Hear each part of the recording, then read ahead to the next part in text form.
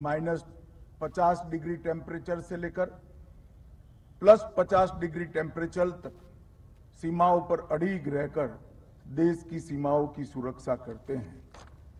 आज मैं राष्ट्रीय पुलिस स्मारक पर इन वीर सपूतों को नमन करता हूं और उन्होंने जो सर्वोच्च बलिदान दिया है उनके परिजनों को भी श्रद्धापूर्वक प्रणाम कर मैं इनकी श्रद्धांजलि को जनता के सामने रखने का काम करता हूं।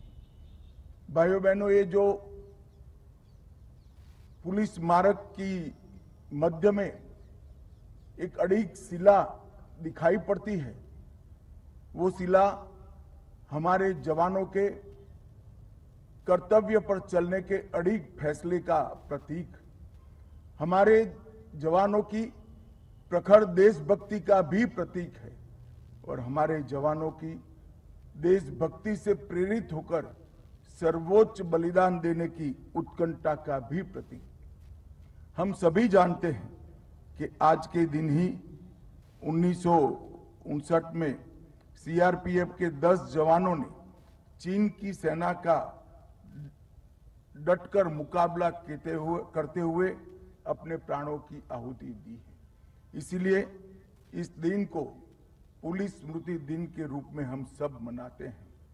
हमारे देश के प्रधानमंत्री श्रीमान नरेंद्र मोदी जब प्रधानमंत्री बने तब उन्होंने तय किया कि दिल्ली की हृदय स्थली के अंदर इनके बलिदानों के सम्मान के रूप में एक पुलिस स्मारक बनाया जाए जो सालों सालों तक युवा पीढ़ी को प्रेरणा देता रहे, सालों सालों तक हमारे देश भर के नागरिकों को ये स्मृति दिलाता रहे कि आज हम सुरक्षित हैं, हम विकास के रास्ते पर आगे चल रहे हैं, हमारे परिवार चैन की नींद सो रहे हैं।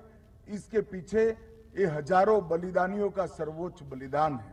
और आज मैं ये कहना चाहता हूं कि 36,468 पुलिस के जो जवानों ने, अलग अलग बल के कर्मियों ने जो अपना सर्वोच्च बलिदान दिया है, उसी के चलते आज देश इतनी प्रगति कर पाया है। पिछले एक वर्ष के दौरान 216 से ज्यादा पुलिस कर्मियों ने कर्तव्य की वेदी पर अपने प्राण न्यौछावर करे हैं। हमारा देश इन जवानों का सदैव ऋणी रहेगा। कृतज्ञ राष्ट्र की ओर से ये 216 पुलिस कर्मियों को मैं मनपूर्वक श्रद्धांजलि अर्पित करता हूं और उनके परिजनों को विश्वास दिलाना चाहता हूं कि जिस हेतु के लिए आपके परिवारजन ने सर्वोच्च बलिदान दिया है उसको हम विफल नहीं होने देंगे।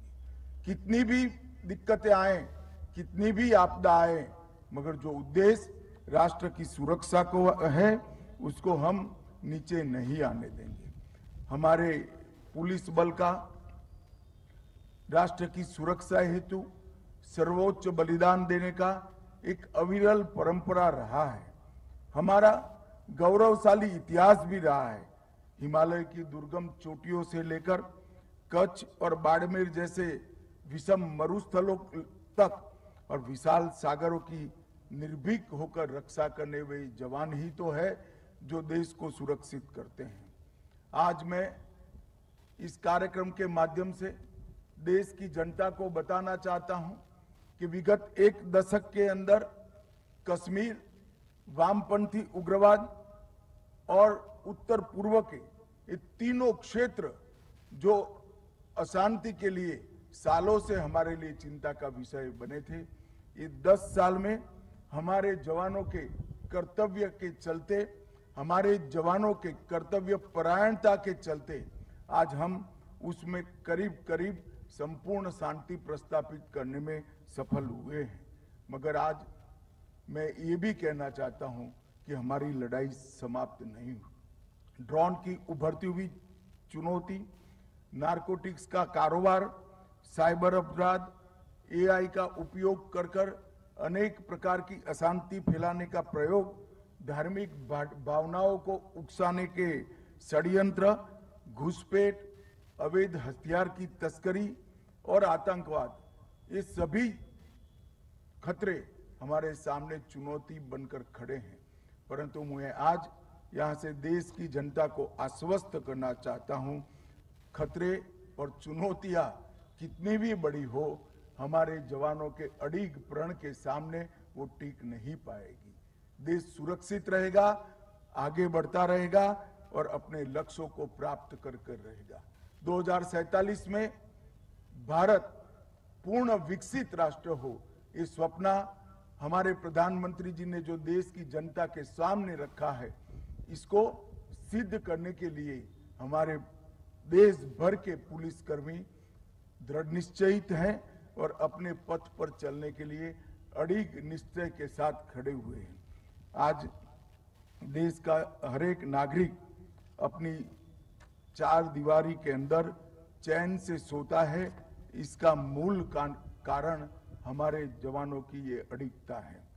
आज मैं देश की जनता को ये भी बताना चाहता हूं, जो 3 नए कानून हमारी क्रिमिनल जस्टिस सिस्टम के लिए देश की संसद ने पारित किए हैं, ये तीनों कानून आज देश भर के हर राज्य और हर यूटी में इसका क्रियान्वयन चालू हो गया है। इसके लिए जो इंफ्रास्ट्रक्चर का निर्माण था, वो करने का काम भी 5 साल पहले ही चालू कर दिया गया था और बाकी सारी व्यवस्थाएं करते करते और 3 साल होंगे।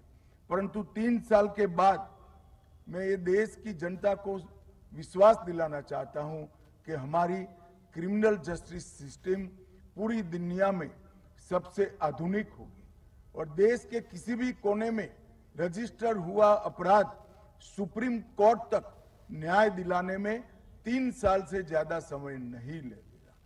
आज देश के नागरिक न्याय में देरी से परेशान हैं, उन सभी को निजात दिलाने का, मुक्ति दिलाने का रास्ता हमारे 3 नए कानून के क्रियान्वयन में है।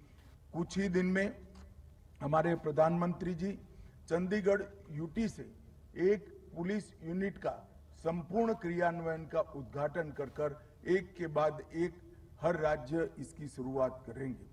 पुलिस कर्मियों के वेलफेयर के लिए भी नरेंद्र मोदी सरकार ने ढेर सारी योजनाएं लाए हैं।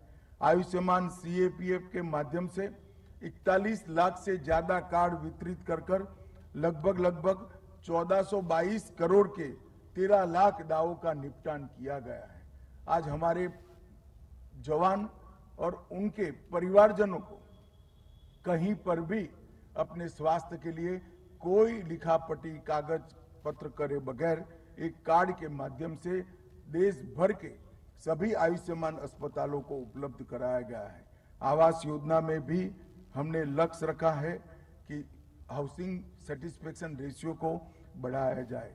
2015 में 3100 करोड़ से लेकर 13,000 घर 113 बैरक को हमने मंजूरी दी है और मार्च 24 तक लगभग उसमें से 11,276 घर और 111 बैरक का निर्माण पूरा हो चुका है। सीएपीएफ ई आवास वेब पोर्टल से खाली पड़े घरों को भी आवंटित करने का हमने काम किया है। प्रधानमंत्री छात्रवृत्ति योजना हमारे पुलिस कर्मियों के बच्चों के लिए एक आशीर्वाद रूप हुई है और सीएपीएफ कर्मियों के आश्रितों के लिए 26 एमबीबीएस और 3 बीडीएस सीटों को भी आरक्षित करने का काम हुआ है। केंद्रीय अनुग्रह राशि को भी बढ़ाकर एक मुश्त मुआवजा देने से हमारे जवानों के परिजनों को काफी राहत की सांस लेने का अनुभव हुआ है। विकलांगता अनुग्रह राशि को भी और ज्यादा बढ़ाकर हमने इस दिशा में भी काम किया है। हमारे पुलिस कर्मी, देश भर के पुलिस जवान और विशेषकर सीएपीएफ के सभी जवान कानून और व्यवस्था की परिस्थिति, देश की सुरक्षा को संभालने के अलावे भी बहुत सारे काम करते हैं। मैं आज देश की जनता को कहना चाहता हूं, 2019 से 24 तक लगभग 5,80,90,000 पौधे हमारे सीएपीएफ के जवानों ने लगाए हैं और अपने बच्चे की तरह उसका जतन कर कर अपने सर से ऊपर ले जाने का इसको प्रयास कर रहे हैं। सिविक एक्शन प्रोग्राम के माध्यम से सभी सीमांत जिलों में भारत सरकार और राज्य सरकार की सभी योजनाओं को नागरिकों तक पहुंचाने का काम भी हो रहा है। मित्रों, आज दिन है कि हम हमारे सभी बलिदानी पुलिस जवानों का हम उनको श्रद्धांजलि दें, उनमें से प्रेरणा लें।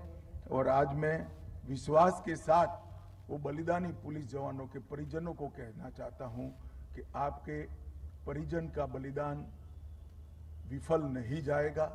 देश की सुरक्षा सुनिश्चित रहेगी और 2047 में देश विकसित राष्ट्र बनकर रहेगा। और उस वक्त भी जब आजादी की शताब्दी मनाई जाएगी, आपके परिजनों के बलिदान को भी नतमस्तक होकर एक कृतज्ञ राष्ट्र हमेशा याद रखेगा।